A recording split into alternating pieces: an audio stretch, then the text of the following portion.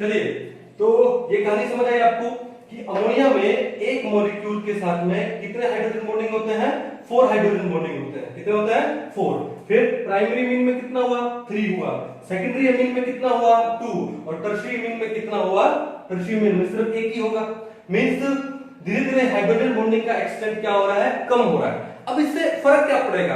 अब इससे फर्क ये पड़ेगा कि जो अमोनिया है it is more soluble in water. Ammonia का सोल्युबिलिटी वाटर में ज्यादा होता है because of extensively high hydrogen bonding of ammonia with water. एक मॉलिक्यूल 4 हाइड्रोजन बॉन्डिंग शो करता है। तो प्राइमरी अमीन की जो हाइड्रोजन बॉन्डिंग है, जो सोल्युबिलिटी है वाटर के साथ, वो क्या होगी? कम होगी। सेकेंडरी अमीन की और कम होगी और टर्शियरी अमीन की सबसे कम होगी। कहानी समझ आ गई? इसका मतलब कि हाइड्रोजन बॉन्डिंग धीरे धीरे अगर कम हो गई तो वाटर में सोल्युबिलिटी भी क्या होती है? डिक्रीज हो जाती है। क्या होती है? डिक्रीज। चले आगे, तो इसको मैं मिटा दूं आगे। चलिए, तो हमारे पॉइंट हो गए यहाँ पे 2। अब थर्ड पॉइंट देखो क्या है।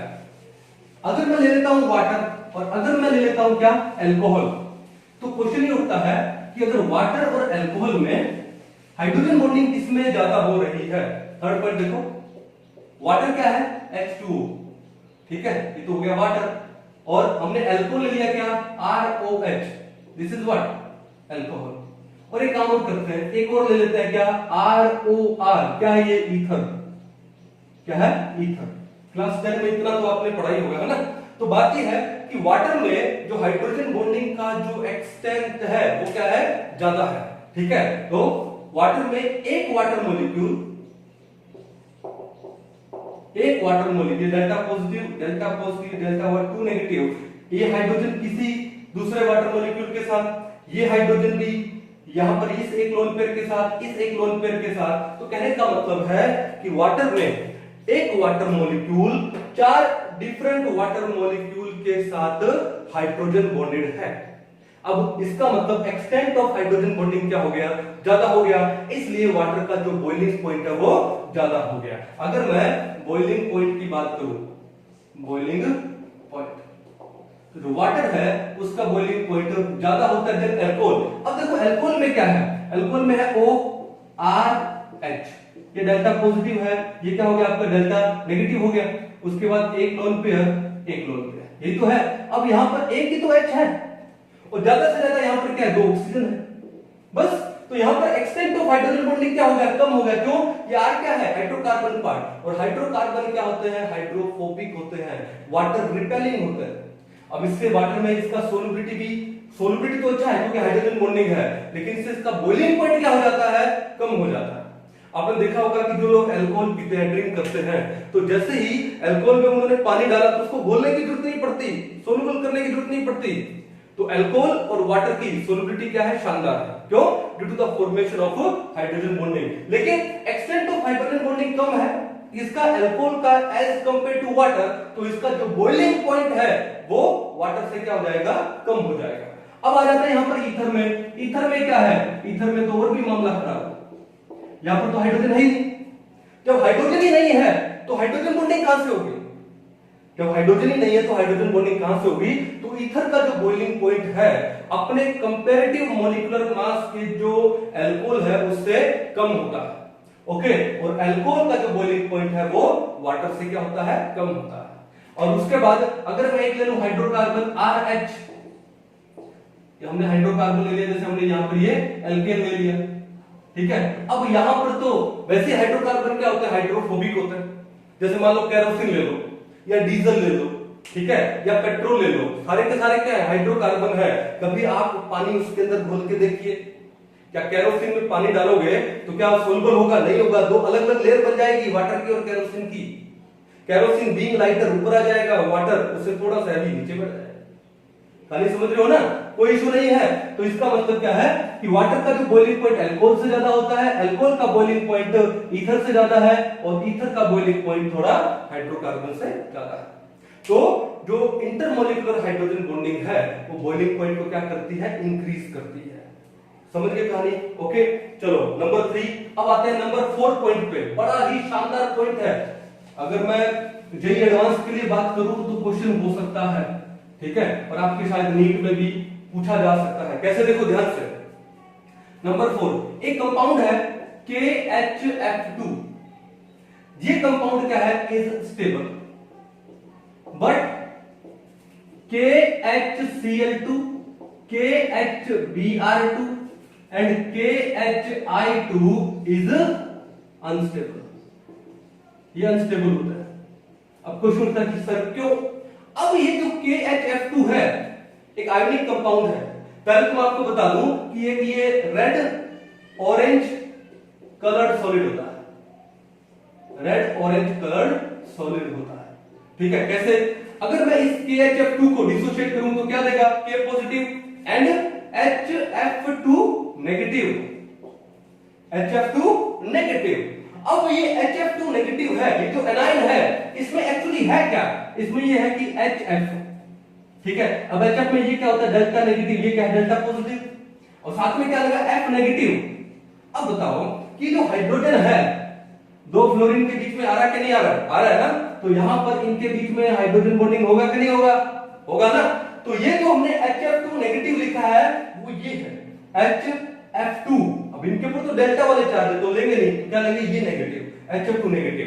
तो ये जो HF2 नेगेटिव है ड्यू टू प्रेजेंस ऑफ कौन सा, हाइड्रोजन बॉन्डिंग, क्या हो जाता है, स्टेबल हो जाता है, और ये आपका ये सोल्ट बना सकता है KHF2।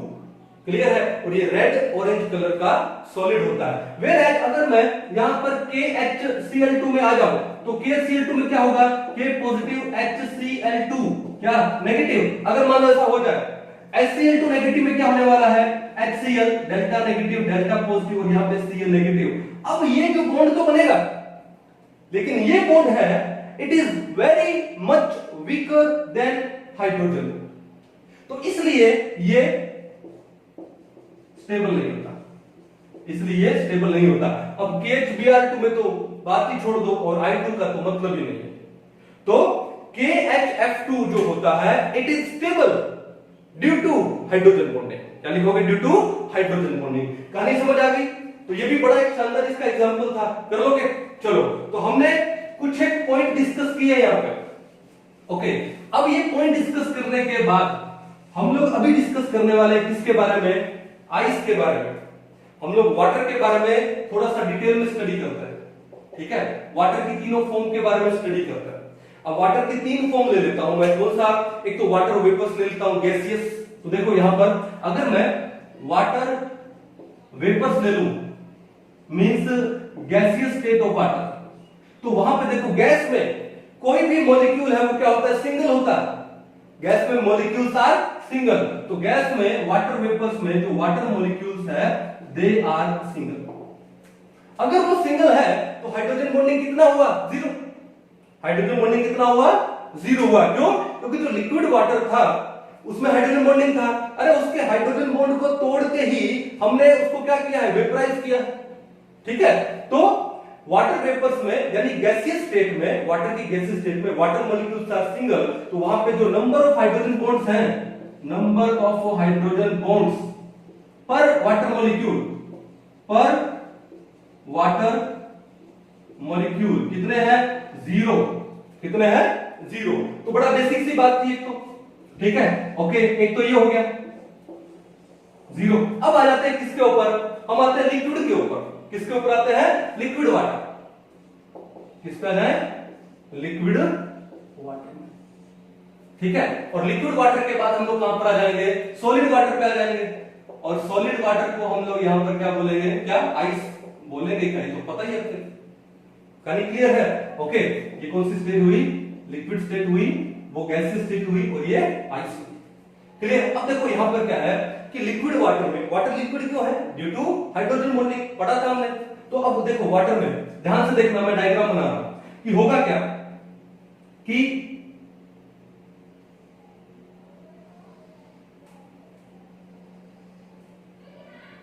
क्या होता है, डायग्राम बनाने का भी एक तरीका होता है ना, तो तरीका अच्छे से समझ लीजिए कि कैसे डायग्राम बनाए हम इसका। यहाँ पे अब ये है आपका कौन सा, O, और बीच में मैं लगा दूं यहां पर क्या, H। ठीक है, फिर लगा दूं क्या, O, फिर बीच में H, O, H, O, यहां पर H O H O और बीच में क्या जाएगा H। देखो ध्यान से समझना कि सबसे पहले इसको देखो आप OH2 और यहां पर इसके पास में क्या है, 2 लोन पेयर है, एक वाटर मॉलिक्यूल हो गया। अब बात यह है कि उसके बाद ठीक है, अब देखो ध्यान से कि एक वाटर मॉलिक्यूल तो क्या हो गया आपके पास, ये हो गया। अब जो दूसरा वाटर मॉलिक्यूल है कैसे दिखाओगे, एक H यहां एक H यहां, तो यहां एक लोन पेयर होगा, ठीक है, यहां एक लोन पेयर होगा, ये लो होगा। तो क्या होगा, इस H के साथ मैं हाइड्रोजन बॉन्डिंग दिखा दूं और इस यहां पे इस H के साथ हाइड्रोजन बॉन्डिंग दिखा दूं। सिमिलरली ये O है, एक H ये रहा, एक H ये रहा, ठीक है, तो इस एक लोन पेयर यहां है, एक लोन पेयर यहां है, इस H के साथ दिखा दिया, इस H के साथ दिखा दिया, ठीक है, ये आगे जुड़े होंगे किसी और से, ठीक है। अब उसके बाद ये O, यहां पर एक H, यहां एक H, तो यहां एक लोन पेयर, यहां एक लोन पेयर, तो यहां इसके साथ हाइड्रोजन के साथ हाइड्रोजन बॉन्डिंग, यहां हाइड्रोजन बॉन्डिंग। तो कुल एक चीज देखो यहां पर, अभी देखो ये वाटर है, ये लोन पेयर किसी और H के साथ, ये H के साथ,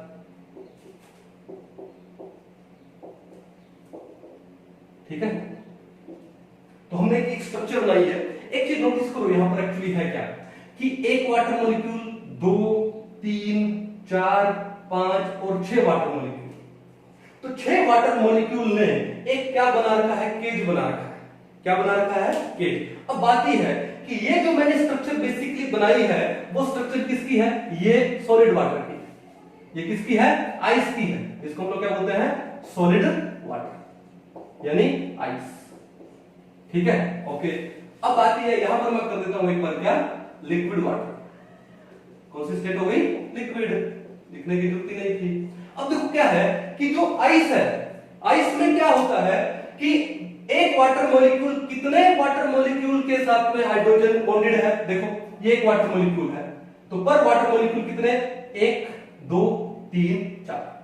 तो आइस में जो number of water molecule, number of hydrogen bonds पर वाटर मॉलिक्यूल कितना है, 4 है। कितना है, 4। कितना है, 4। और वाटर वेपर्स में कितना था, 0।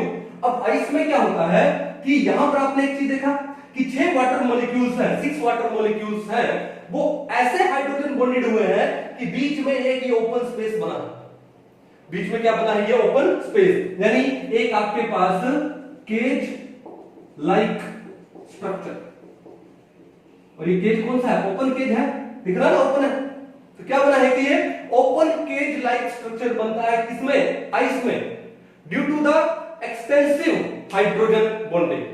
Here one water molecule is hydrogen bonded to 4 another water molecules and 6 water molecules are arranged like कि भाई एक हेक्सागोनल शेप कैसा कुछ बना, एक ओपन केज लाइक स्ट्रक्चर बनी है। अब जब ओपन केज लाइक स्ट्रक्चर बनेगा तो बीच में ये वॉल्यूम क्या हो गया, इंक्रीज हो गया ना। अब वॉल्यूम इंक्रीज होने से डेंसिटी क्या होगा, डिक्रीज होगा, because we know that density is equal to mass by volume. अब बीच का ये वॉल्यूम बढ़ गया, वॉल्यूम बढ़ने से डिनोमिनेटर ये बढ़ा है तो ये डेंसिटी क्या हो गई, डिक्रीज हो गई। तो आइस में due to the increase in volume, due to the formation of cage like structure, due to hydrogen bonding, तो क्या होता है, वॉल्यूम इंक्रीज हो गया और वॉल्यूम इंक्रीज होने से डेंसिटी डिक्रीजेस। और डेंसिटी जब डिक्रीज हो जाती है तो आइस वाटर पे फ्लोट करती है। Although ice is solid but its density is lower than liquid water. Why? Because volume increases. और volume क्यों increase हुआ, क्योंकि open case structure बना है यहाँ पे। क्यों बना है ये, हाइड्रोजन बॉन्डिंग से। तो आइस का डेंसिटी क्या होता है, वाटर से कम होता है। क्लियर कहानी है। तो अब देखो आते हैं लिक्विड वाटर में। अब लिक्विड वाटर में भी स्ट्रक्चर यही है, लिक्विड वाटर में भी स्ट्रक्चर यही है, लेकिन यहाँ एक छोटा सा प्रॉब्लम है। प्रॉब्लम ये क्या है कि लिक्विड वाटर में ये जो हाइड्रोजन बॉन्ड है ये बार बार टूटते हैं और बार बार बनते हैं, ठीक है, दे ब्रोकन एंड बाद में दोबारा से बन जाता है। ठीक है, जैसे मान लो आपके पास एक वाटर बोतल हो, उसके अंदर पानी है, तो उस पानी की बोतल को आप शेक कर सकते हो।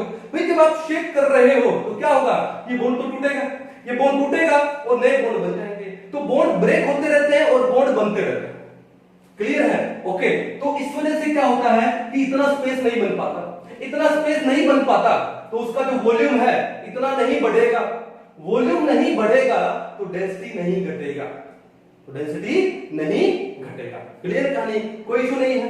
ठीक है, चलो अब बात ही है, ये कहानी तो हो गई, लेकिन फिर भी लिक्विड वाटर में नंबर ऑफ हाइड्रोजन बॉन्ड्स पर वाटर मॉलिक्यूल, ये भी कितने होते हैं? 4 होते हैं।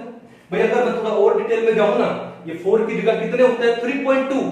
लेकिन क्या आप 3.2 एग्जैक्ट बोल सकते हो? नहीं बोल सकते हो। कितना होता है?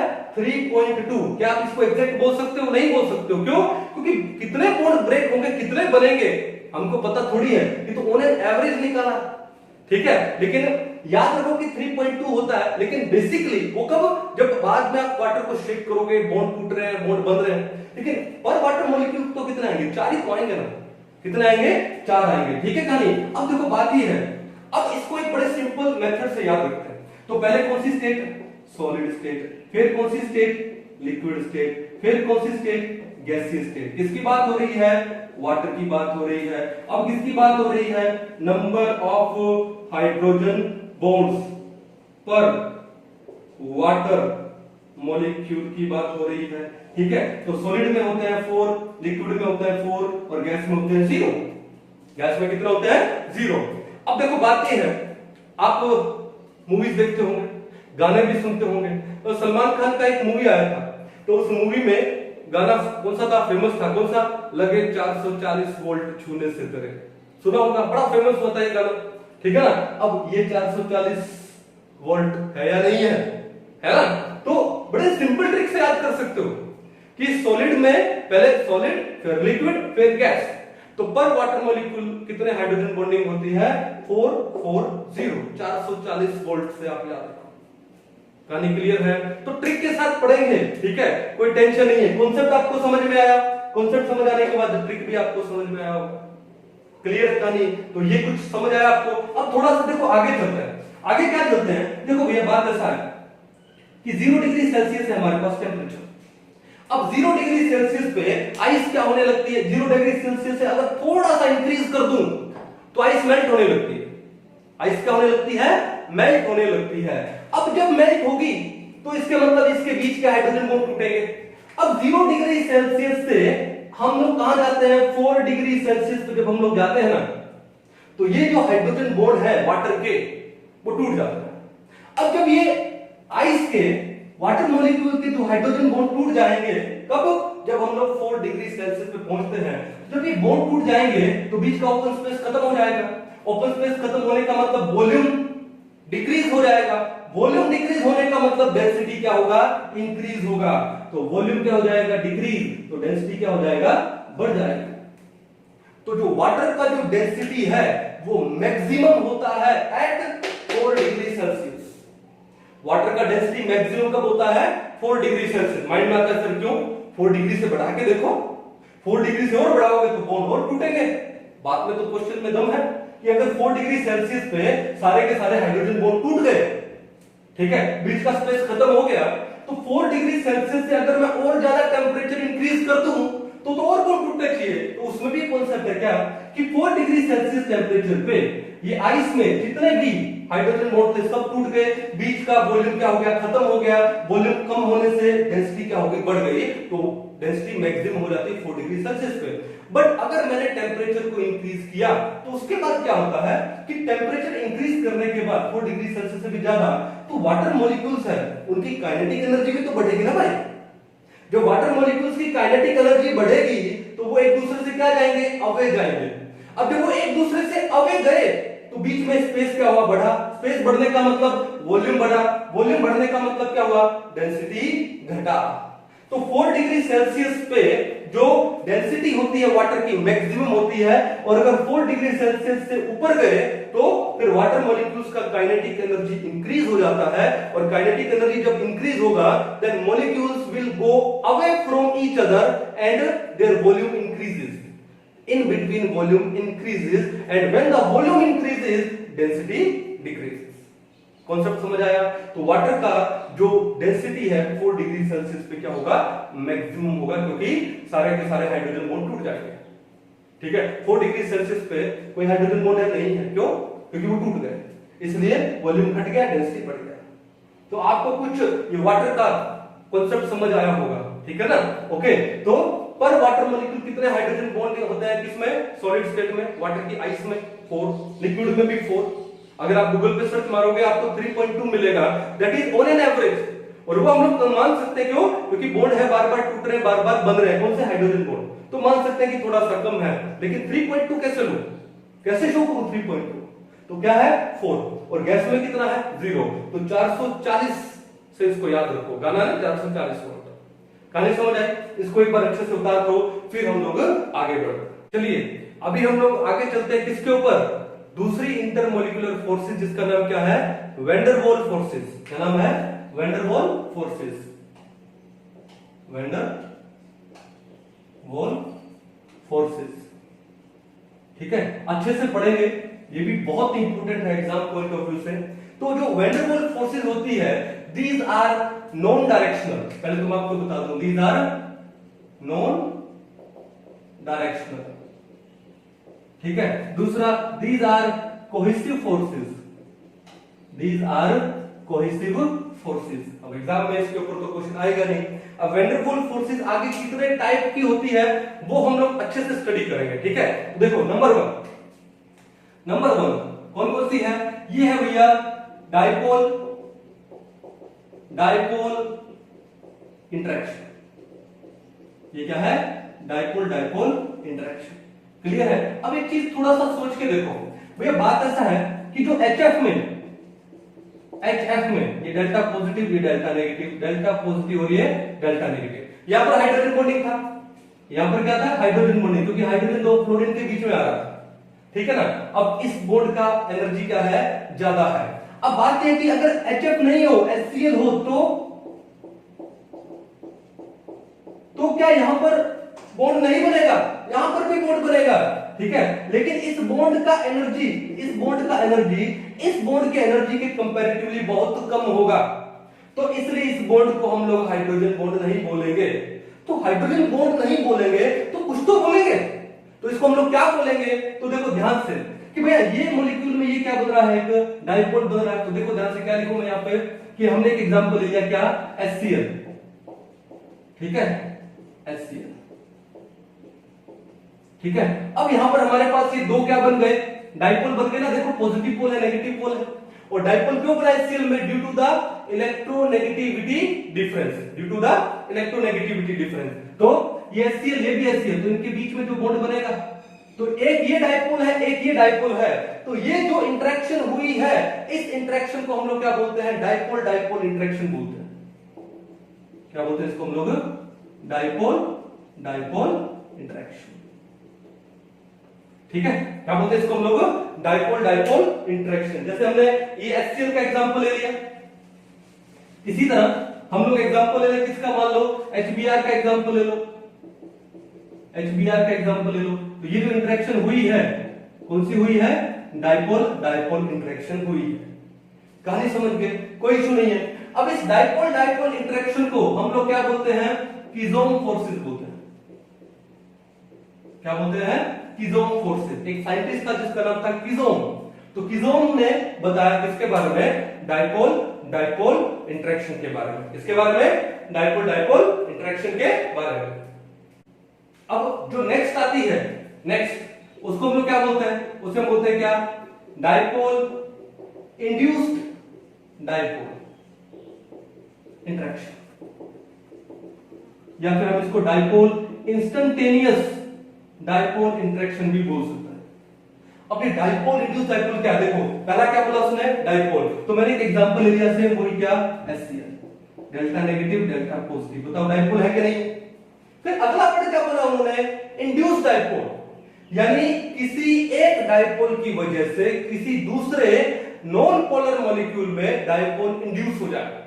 डाइपोल क्या हो जाए, इंड्यूस। जैसे एग्जांपल देखो कि हमने कि एक हेलोजन नहीं, नोबल गैस ले लिया, हीलियम ले लिया।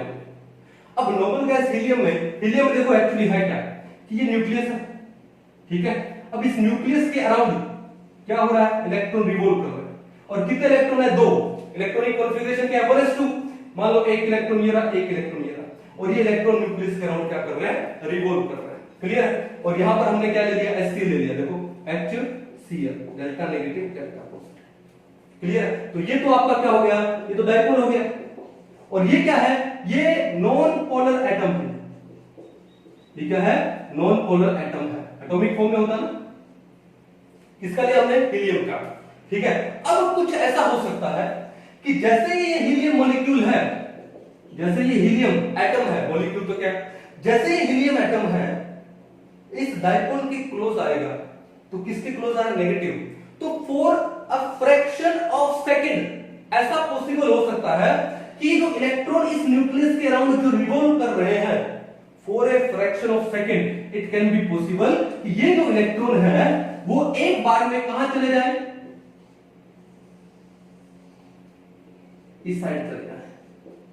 क्या बोला मैंने, for a fraction of second ऐसा हो सकता है कि जो इलेक्ट्रॉन रिवॉल्व कर रहे हैं वो इधर चले गए, ठीक है, और जो न्यूक्लियस है वो यहां पर है। तो क्या होगा, इन ये पॉजिटिव, ये न्यूक्लियस है और ये नेगेटिव, तो इनके बीच में एक हल्का सा इंटरेक्शन होगा। इस इंटरेक्शन को हम लोग क्या बोलते हैं, डाइपोल इंड्यूस डाइपोल। तो देखा कि एक नॉन पोलर एटम में भी डाइपोल देखा आपने, इस साइड में नेगेटिव पार्ट, इस साइड में पॉजिटिव पार्ट। हालांकि किसके लिए होगा, for a fraction of second, लेकिन होगा।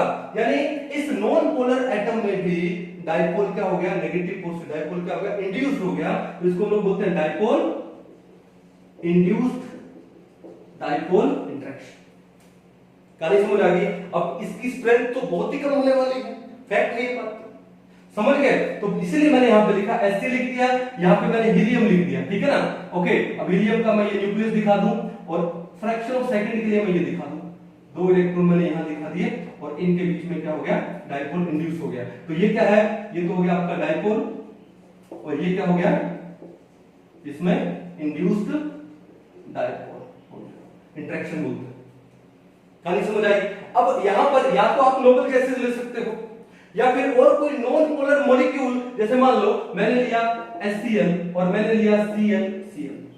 अब देखो, अब ये जो बॉन्ड है दो क्लोरीन के बीच में, एक प्योर कोवलेंट बॉन्ड है और दोनों सेम ही एलिमेंट है, तो यहां पर तो कोई इलेक्ट्रोनेगेटिविटी डिफरेंस होने वाला है नहीं। ये नहीं कि ये डेल्टा पॉजिटिव डेल्टा नेगेटिव, लेकिन यहां पर HCl में ये कोवलेंट बॉन्ड है, क्लोरीन का इलेक्ट्रोनेगेटिविटी ज्यादा है, तो इलेक्ट्रॉन क्लाउड को अपनी ओर खींचेगा, it will acquire a delta negative charge and hydrogen will acquire a delta positive charge. And when this Cl2 molecule it comes close to this HCl molecule, what happens? कि for a fraction of second कि यहां पर ये negative के close आया ना, तो यहां पर ये एक बार पॉजिटिव हो जाए, ये नेगेटिव हो जाए, मींस जो इलेक्ट्रॉन क्लाउड है वो उस क्लोरीन की चला जाए और यहां पर इस क्लोरीन पे क्या जाए, डेल्टा पॉजिटिव। लेकिन कितनी देर के लिए होगा, for a fraction of second. And by doing so ये नेगेटिव ये पॉजिटिव इनके बीच में एक हल्का सा इंटरेक्शन होगा, and that interaction is known as a dipole induced dipole interaction. तो ये इंड्यूस्ड डाइपोल कहां होती है, नॉन पोलर मॉलिक्यूल्स में। आप Cl2 लो, Br2 लो, ठीक है ना, या फिर आप क्या लो, नोबल एटम्स ले लो, नोबल गैसेस के एटम्स ले लो, हीलियम ले लो, आर्गोन ले लो। कहानी समझ आ गई। एग्जाम में क्वेश्चन आता है, नियोन ले लो, ठीक है ना। तो ये था आपका कौन सा, dipole induced dipole interaction. Clear है। अब इस डाइपोल इंड्यूस्ड डाइपोल इंटरेक्शन को हम लोग एक नाम देते हैं, क्या नाम है, इसको हम लोग बोलते हैं क्या, डिबाय फोर्सेस। एक साइंटिस्ट था डिबाय, हम इसी चैप्टर में आगे पढ़ेंगे क्या, डाइपोल मूवमेंट डिटेल में पढ़ेंगे। तो डाइपोल मूवमेंट में वहां पे यूनिट क्या होते हैं, डिबाय होते हैं। अब डिबाय यूनिट होने का मतलब किसने बताया होगा, डिबाय ने बताया होगा। तो एक साइंटिस्ट था डिबाय, उसने बताया डाइपोल इंड्यूस्ड डाइपोल इंटरेक्शन। कहानी समझ आ गई। अब जो थर्ड टाइप की फोर्सेस हैं उसे हम लोग क्या बोलते हैं, induced dipole induced dipole interaction. ठीक है, अब इंड्यूस्ड डाइपोल किस में होगा? नॉन पोलर मॉलिक्यूल्स में या फिर नोबल एटम्स में होगा, नोबल गैसेस के। ठीक है, अब देखो एग्जांपल लेते हैं। जैसे मान लो मैंने दो हीलियम एटम्स को क्लोज ले लिया। अब हीलियम में क्या था? देखो हीलियम में क्या था कि जैसे मैं तो लिख देता हूं नॉन पोलर मॉलिक्यूल्स, ठीक है, या फिर नोबल गैसेस एक्सेट्रा। अब जैसे मैंने एग्जांपल ले लिया हीलियम, ये क्या है? पॉजिटिव है और दो इलेक्ट्रॉन इसके अराउंड न्यूक्लियस के अराउंड रिवॉल्व कर रहा है। अब दूसरा हीलियम भी ले लिया मैंने, तो ये सेंटर न्यूक्लियस क्या हो गया? पॉजिटिव हो गया और दो इलेक्ट्रॉन इसके अराउंड क्या कर रहे हैं? रिवॉल्व कर रहे हैं। कहानी क्लियर है? ओके, अब बोर्ड बनाते नहीं, लेकिन देखो क्या हो सकता है कि वही सेम कहानी कि these two electrons are revolving around the nucleus, and while revolving it can be possible that for a fraction of second these two electrons can come at this side। कि अब ये दो इलेक्ट्रॉन है, ऐसा हो सकता है कि एक बार एक साइड में आ जाए, तो न्यूक्लियस इधर आ गया, दो इलेक्ट्रॉन्स इस साइड। कितनी देर के लिए होगा? फ्रैक्शन ऑफ सेकंड के लिए होगा। अब देखो क्या हो गया, इसके अंदर डाइपोल इंड्यूस हो गया, इधर पॉजिटिव इधर नेगेटिव, तो ये क्या होगा? Induce dipole. अब इसमें डाइपोल इंड्यूस हुआ है, तो इसके डाइपोल की वजह से, इसके इंड्यूस डाइपोल की वजह से इस दूसरे हीलियम एटम में भी डाइपोल इंड्यूस हो जाए, तो कैसे हो जाएगा? देखा आपने, ये पॉजिटिव, अब इंटरेक्शन होगा कि नहीं होगा? अब ये जो इंटरेक्शन हुई है उसको हम लोग क्या बोलते हैं? इंड्यूस्ड डाइपोल इंटरेक्शन बोलते हैं। और इसका एक फेमस नेम भी है, क्या नाम है? London forces. क्या नाम है? London forces. दुनिया में सबसे वीक फोर्स कौन सी है? लंदन फोर्सेस है। ये फोर्स सबसे वीक होगा, क्यों? For a fraction of second ये क्रिएट हुआ है। कहानी समझ गए? The weakest forces among all is what? London forces. करोगे, कोई इशू नहीं है। तो हमने तीन टाइप की फोर्सेस को पढ़े हैं, दो फोर्सेस और पढ़ेंगे, बताऊंगा मैं आपको। अब देखो डाइपोल इंटरेक्शन को क्या बोलते हैं? किसोम फोर्सेस। डाइपोल इंड्यूस्ड डाइपोल को क्या बोलते हैं? डिबाय फोर्सेस। इंड्यूस्ड डाइपोल को क्या बोलते हैं? London forces. तो सर एक बात बताओ, जब इनको किसोम, डिबाय और लंदन फोर्सेस बोलते हैं और इन सबको मिला के क्या बोलते हैं? Der Waals forces. तो वैंडरवाल्स भी साइंटिस्ट था, तो भैया जब इन सबको मिला के वैंडरवाल बोलेंगे और individually Keesom, Debye and London forces बोलेंगे, तो वैंडरवाल ने क्या किया? तो मैं आपको बता दूं कि वैंडरवाल ने कुछ नहीं किया। अब माइंड में आ रहा है कि सर ऐसे कैसे नहीं किया? तो कहने का मतलब ये था कि ये जो तीनों साइंटिस्ट थे, किसोम, डिबाय एंड लंदन, ये जो वैंडरवाल के क्या थे? स्टूडेंट्स थे। क्या थे? स्टूडेंट्स। तो इन्होंने अपने टीचर को रिस्पेक्ट देने के लिए क्या बोला कि combinedly these forces will be called as van der Waals forces. मजा आया कि नहीं आया? तो इन तीनों ने अपने टीचर को रिस्पेक्ट देने के लिए तो इन फोर्सेस को कम्बाइनली क्या बोला? वैंडरवाल फोर्सेस बोला। कर लेंगे? अब देखो, तो ये तीन फोर्सेस बड़े इंपॉर्टेंट है, क्वेश्चन पढ़ेंगे हम लोग। अब दो फोर्सेस मैं और भी बताता हूं आपको, ठीक है? अब दो फोर्सेस क्या है? क्या मैं एक बार इसको उतार लीजिए, फिर हम थोड़ा सा आगे चलते हैं, ठीक है? अब मैं मिटा देता हूं थोड़ा सा।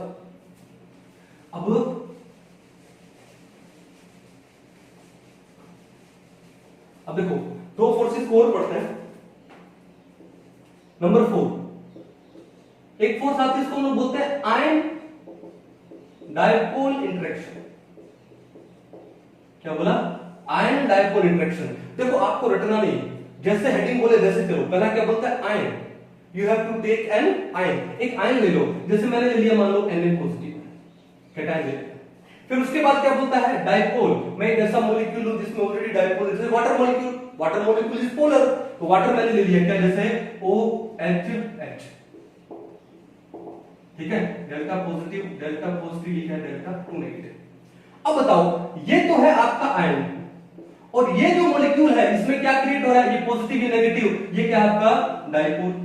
अब देखो ये पॉजिटिव और ये नेगेटिव, इंटरेक्शन होगा कि नहीं होगा? होगा ना? तो ये जो इंटरेक्शन है इसको हम लोग क्या बोलेंगे? आयन डाइपोल इंटरेक्शन बोलेंगे। क्या बोलेंगे? Ion dipole interaction. और ये जो आयन डाइपोल इंटरेक्शन है, ये आपकी डाइपोल इंटरेक्शन से भी स्ट्रॉन्गर होती है। क्या होती है, स्ट्रॉन्गर। बट इस आयन डाइपोल इंटरेक्शन को हम वैन डेर वाल्स फोर्सेस में काउंट नहीं करते। ये पॉइंट इंपॉर्टेंट नोट कर लो कि जो आयन डाइपोल इंटरेक्शन है it is not counted in van der Waals forces, तभी मैंने आपको इसको अलग से बताया, समझ जाओगे। चलो नंबर 5, हमने यहां पे क्या पढ़ा था, हमने पढ़ा था डाइपोल इंड्यूस्ड डाइपोल इंटरेक्शन। तो इस डाइपोल की जगह मैं क्या लिख दूं, आयन, तो यहां पर क्या लिख दूंगा मैं, ion induced dipole interaction, ion induced dipole interaction. यानी एक तो आयन ले लो, चलो मैंने क्या ले लिया, Na पॉजिटिव ले लिया, और एक लेना है जिसमें डाइपोल इंड्यूस हो जाए, तो कोई मॉलिक्यूल, जैसे मान लो मैंने Cl2 ले लिया, कौन सा Cl2, कौन सा मॉलिक्यूल है, नॉन पोलर। अब बात यह है कि तो नॉन पोलर है, ठीक है, लेकिन जैसे ही ये आयन इस नॉन पोलर Cl2 मॉलिक्यूल के क्लोज आएगा तो for a fraction of second क्या होगा, इसके अंदर भी डाइपोल क्या हो जाएगा, इंड्यूस हो जाएगा। ये पॉजिटिव है तो ये हो जाएगा नेगेटिव, और इनके बीच में हल्की सी क्या हो जाएगी, इंटरेक्शन हो जाएगी, and that interaction is known as ion induced dipole interaction. अब इसको भी हम लोग वैन डेर वाल्स फोर्सेस में काउंट नहीं करते हैं। कहानी समझ आ गई। तो ये टोटल 5 टाइप की है, कौन सी है, ion dipole interaction, dipole dipole interaction, फिर ion induced dipole interaction, dipole induced dipole interaction, last में क्या है, इंड्यूस्ड डाइपोल इंटरेक्शन। अब ये जो 3 है, डाइपोल डाइपोल इंटरेक्शन को Keesom forces, dipole induced dipole interaction को क्या, Debye forces, and induced dipole interaction को हम लोग क्या बोलते हैं, लंडन फोर्सेस बोलते हैं। And London forces is the weakest forces among all the forces, ठीक है। और उसके बाद ये 2 और है, ion dipole interaction and ion induced dipole interaction. कैसे होती है आपको नेम से ही पता लग जाएगा। तो ये सारी फोर्सेस कौन सी है, वैन डेर वाल्स फोर्सेस के अंदर आती है। अब वैन डेर वाल्स फोर्सेस से बेनिफिट क्या होगा, वैन डेर वाल्स फोर्सेस से बेनिफिट क्या होगा, ठीक है। तो एक बार इसको उतारो, फिर इसको मिटाते हैं। देखो ध्यान से, एक बड़ा इंपॉर्टेंट क्वेश्चन मैं आपको करवाने जा रहा हूं। क्वेश्चन ये है कि मान लो ऑक्सीजन फैमिली में आ जाओ, जब आप पी ब्लॉक एलिमेंट्स पढ़ोगे क्लास 12 में, तो वहां पे ग्रुप 16 पे आएगा, वहां पे ऑक्सीजन फैमिली आएगी। तो ऑक्सीजन फैमिली के हाइड्राइड, ऑक्सीजन फैमिली में कौन कौन है, आपके पास है ऑक्सीजन है, फिर सल्फर है, सेलेनियम है, टेलुरियम है और पोलोनियम है। और पोलोनियम क्या होता है, रेडियो एक्टिव होता है। तो रेडियो एक्टिव है, तो एक बार इसको मैं छोड़ देता हूं। अब इनके हाइड्राइड ले लूं तो ये हो गया H2O, ये हो गया H2S, ये हो गया H2SC और ये हो गया H2TE। क्लियर है। अब बात ये है कि आपके पास क्वेश्चन आ जाए, मैंने क्या बोला, आपसे ऑर्डर पूछा जाता है कि इन चारों को इनके डिक्रीजिंग ऑर्डर में डालना है, किसके, बॉइलिंग पॉइंट के, किसके, बॉइलिंग पॉइंट के। अब बॉइलिंग पॉइंट में देखो, ठीक है, क्या लिखा हमने, बॉइलिंग पॉइंट ऑर्डर। अब बॉइलिंग पॉइंट ऑर्डर क्या है भैया, H2O ग्रेटर देन, वाटर का बॉइलिंग पॉइंट ज्यादा होगा। अब क्वेश्चन था कि सर वाटर का बॉइलिंग पॉइंट क्या, क्यों ज्यादा होगा, रीजन क्या है, हाइड्रोजन बॉन्डिंग। कौन सी hydrogen bonding, intermolecular hydrogen bonding, intermolecular hydrogen bonding. अब बाकी तीनों में हाइड्रोजन बॉन्डिंग होती नहीं है, सल्फर, सेलेनियम, टेलुरियम, फोन तो है नहीं कि हाइड्रोजन बॉन्डिंग हो जाए। तो फिर क्या होगा, तो बाकी तीनों में से किसका बॉइलिंग पॉइंट ज्यादा होने वाला है, H2TE greater than H2SE greater than H2S। अब माइंड में आया कि सर ऐसा क्यों, भी वाटर में हाइड्रोजन बॉन्डिंग है लेकिन बाकी तीनों में हाइड्रोजन बॉन्डिंग नहीं है, तो फिर बाकी तीनों में क्या है, वैन डेर वाल्स फोर्सेस है भाई, वैन डेर वाल्स फोर्सेस। अब वैन डेर वाल्स फोर्सेस किस पे डिपेंड करती है, सरफेस एरिया के ऊपर।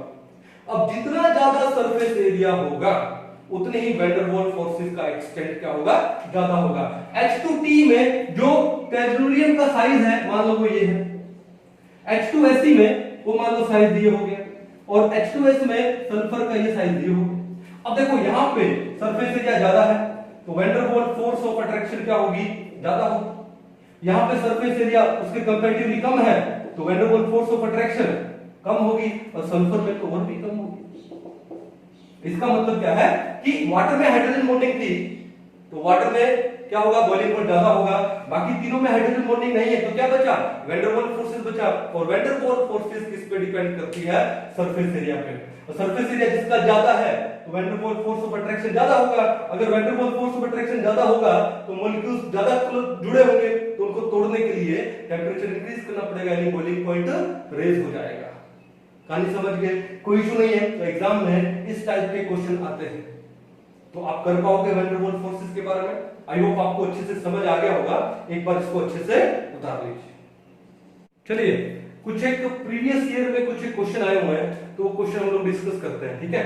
तो पहला क्वेश्चन देखो, एम्स 2011 का है, in solid ice okay oxygen atom is surrounded. देखो ध्यान से क्या बोला है, ऑक्सीजन एटम इज सराउंडेड। तो बना लेते हैं, वाटर में कैसे होता है, देखो ये ऑक्सीजन है, ये हाइड्रोजन है, ये हाइड्रोजन है, ये ऑक्सीजन के पास दो लोन पेयर है, तो ओके ये हाइड्रोजन आगे किसी से, ये किसी से, यहाँ पे इस लोन पेयर के साथ कौन जाएगा, किसी दूसरे वाटर मॉलिक्यूल का हाइड्रोजन, इसके साथ भी किसी दूसरे वाटर मॉलिक्यूल का हाइड्रोजन, कुछ ऐसे ही जाएगा। अब क्वेश्चन क्या बोला है, in solid ice oxygen atom is surrounded. अब देखो ये ऑक्सीजन एटम के साथ में क्या क्या है, दो तो हाइड्रोजन है और यहां पर भी दो हाइड्रोजन ही है, तो चार है ना हाइड्रोजन, तो टेट्राहेड्रल स्ट्रक्चर है। तो क्या आएगा, पहला है टेट्राहेड्रली बाय 4 हाइड्रोजन एटम्स, बिल्कुल करेक्ट है। दूसरा क्या बोला, ऑक्टाहेड्रल, ऑक्टाहेड्रल का तो मतलब ही नहीं है। फिर बोलता है tetrahedrally by 2 hydrogen and 2 oxygen. अरे भैया ऑक्सीजन ऑक्सीजन के साथ में क्यों लगेगा, क्योंकि दोनों के ऊपर डेल्टा 2 नेगेटिव चार्ज है, सेम चार्ज है, तो रिपल्शन होगा ना, तो यहां पे ये भी गलत हो गया। फिर ऑक्टाहेड्रल, ये तो वैसे ही मतलब नहीं है, तो सिंपल सा क्वेश्चन था, आंसर क्या आएगा, 1 आएगा। अब अगर देखो नीट 2013 में क्वेश्चन आया है क्या, डाइपोल इंड्यूस्ड डाइपोल, अभी पढ़ा हम लोगों ने, डाइपोल इंड्यूस्ड डाइपोल को हम लोग क्या बोलते हैं, डिवाइड फोर्सेस बोलते हैं ना। Interactions are present in which of the following, कुछ नहीं करना, आपको क्या देखना है, एक डाइपोल देखना है, ठीक है। अब देखो सबसे पहले दिया है वाटर, वाटर में डाइपोल होता है, और दूसरा आपको क्या देखना है, इंड्यूस्ड डाइपोल, यानी कोई नॉन पोलर मॉलिक्यूल या नॉन पोलर कोई, जैसे नोबल गैस का क्या हो गया, एटम हो गया, ठीक है। तो देखो वाटर क्या है, वाटर पोलर है, और अल्कोहल ROH वो भी क्या होते हैं, पोलर होते हैं, तो उनके अंदर तो क्या होगा, डाइपोल डाइपोल होगा, तो ये तो नहीं होगा। फिर दूसरा क्या है, Cl2, अब Cl2 क्या है, नॉन पोलर है, और CCl4 कार्बन टेट्राक्लोराइड सिमेट्रिकल है, वो भी नॉन पोलर है, तो इसमें क्या होगा, इंड्यूस्ड डाइपोल होगा, तो ये भी नहीं होने वाला। फिर HCl क्या है, पोलर है, और जो हीलियम है वो क्या है, वो नॉन पोलर है। अभी इसी का हम लोगों ने एग्जांपल लिया था, तो यहाँ पे डाइपोल इंड्यूस्ड डाइपोल होगा, बिल्कुल होगा सर। फिर SiF4, ठीक है, ये भी क्या है आपका, नॉन पोलर है, और हीलियम भी क्या है, नॉन पोलर। यहाँ पे क्या है, इंड्यूस्ड डाइपोल टाइप की मतलब भी नहीं है, तो हमारा आंसर क्या होगा, ऑप्शन नंबर 3। बड़ा इजी क्वेश्चन है, देखो। फिर आगे देखो, इन सॉलिड आर्गन, आर्गन क्या होती है, नोबल गैस होती है, ठीक है। अब नोबल गैस में जो एटम्स है उनके बीच में कौन सी फोर्स हो सकती है, वीकेस्ट फोर्सेस अमंग ऑल, और वो कौन सी है, लंडन फोर्सेस है। अब वो इंड्यूस्ड डाइपोल हो गई, और वो किसका एग्जांपल है, वैन डर वाल्स फोर्सेस का। और वैन डर वाल्स फोर्सेस किस पे डिपेंड करती है, surface area. Surface area argon का ज्यादा है, तो सरफेस एरिया ज्यादा होने से थोड़ी सी इंटरेक्शन क्या हो जाएगी, ज्यादा हो जाएगी, तो हो सकता है वो आर्गन है वो सॉलिड स्टेट में आ जाए। तो क्या बोला, in solid argon the atoms are held together by ionic bond, no. Hydrogen bond मतलब ही नहीं है। वैन डर वाल्स बॉन्ड्स, बिल्कुल सही। Hydrophobic bond, no. आंसर क्या जाएगा, van der Waals forces. Clear है, चलो। Density of ice is less than that of water because of presence of hydrogen bonding. Hydrogen bonding से डेंसिटी से क्या हो गया, यहाँ पे वाटर में भी हाइड्रोजन बॉन्डिंग है, तो पहला नहीं होगा। Crystal modification of ice, no. Open porous structure of ice due to hydrogen bonding, बिल्कुल सही। उससे क्या होगा, open porous structure, open cage like structure, किसका, आइस का, उससे क्या होगा, वॉल्यूम बढ़ा, और वॉल्यूम बढ़ने से डेंसिटी बढ़ा, क्योंकि डेंसिटी क्या होती है, मास बाय वॉल्यूम, वॉल्यूम बढ़ेगा तो डेंसिटी घटेगा। तो इसका आंसर क्या होगा, ऑप्शन नंबर 3। और 4 क्या बोलता है, डिफरेंट फिजिकल स्टेट, मतलब भी नहीं है, ठीक है। चलो, KF combines with HF, देखो हाइड्रोजन बॉन्डिंग में पढ़ा था हम लोगों ने। KF combines with HF to form KHF2, the compound contains the species। KHF2 में ये क्या होता है, एक रेड ऑरेंज कलर का सॉलिड होता है, ठीक है। तो कौन कौन से आयन देता है, K positive and HF2 negative. तो पहला क्या बोला है, K positive F negative H positive, गलत। K positive F negative HF, गलत। K positive and HF2 negative, बिल्कुल सही। KHF पॉजिटिव एंड F2, गलत। ठीक है, तो कहानी समझ आई कि कैसे हमारा कॉन्सेप्ट क्लियर हुआ और हम लोग बहुत इजीली इस पे क्या कर सकते हैं, क्वेश्चन कर सकते हैं। ठीक है, थोड़े से क्वेश्चन और पढ़ते हैं, तब तक आप इसको एक बार उतार। चलिए नेक्स्ट क्वेश्चन क्या है, question number 6, maximum number of hydrogen bonds formed by A water molecule in ice. Trick से पढ़ा था ना हम लोगों ने 440। तो आइस में कितने होते हैं, एक water molecule 4 different water molecule के साथ हाइड्रोजन बॉन्डेड होता है। तो इसका आंसर क्या हो जाएगा, ऑप्शन नंबर 1। फिर विच of the following hydrides have lowest boiling point, अभी थोड़ी देर पहले करवाया था, सबसे ज्यादा बॉइलिंग पॉइंट किसका है, वाटर का है। अब ये ऑक्सीजन फैमिली के हाइड्राइड है, तो मैंने आपको बॉइलिंग पॉइंट का क्या ऑर्डर बताया था, मैंने बताया था क्या, वाटर ग्रेटर देन H2 क्या Te, greater than H2 Se और ग्रेटर देन H2S।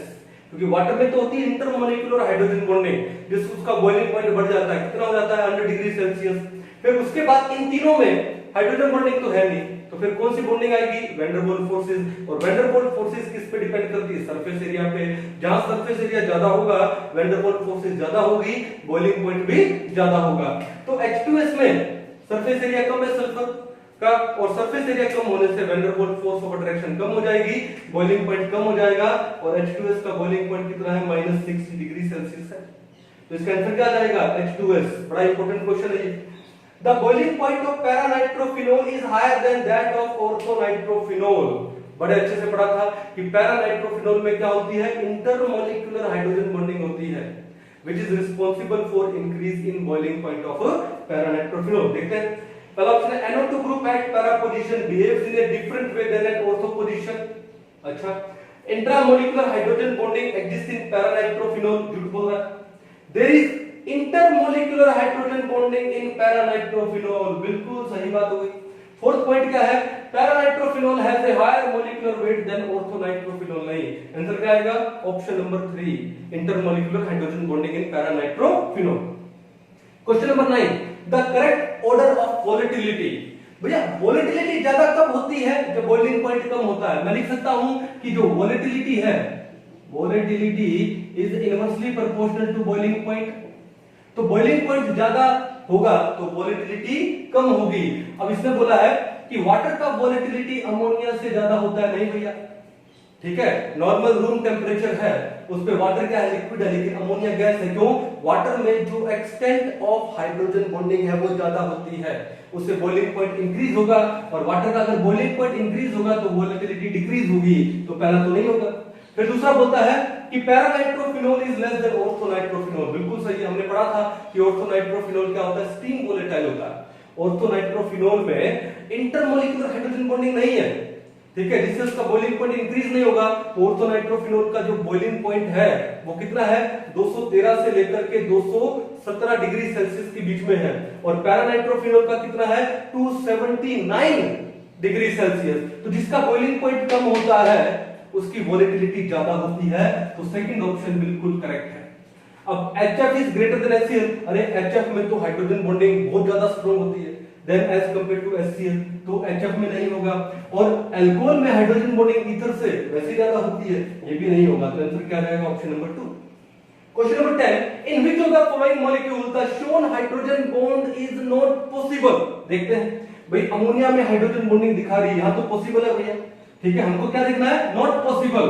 तो पहले में तो पॉसिबल है, दूसरे में क्या दिखाया इन्होंने सैलिसिल एल्डिहाइड दिखाया है। तो देखो ये हाइड्रोजन दो ऑक्सीजन के बीच में आ रहा है, तो इंट्रामॉलिक्यूलर हाइड्रोजन बॉन्डिंग चिलेशन होगा, तो यहां भी पॉसिबल है।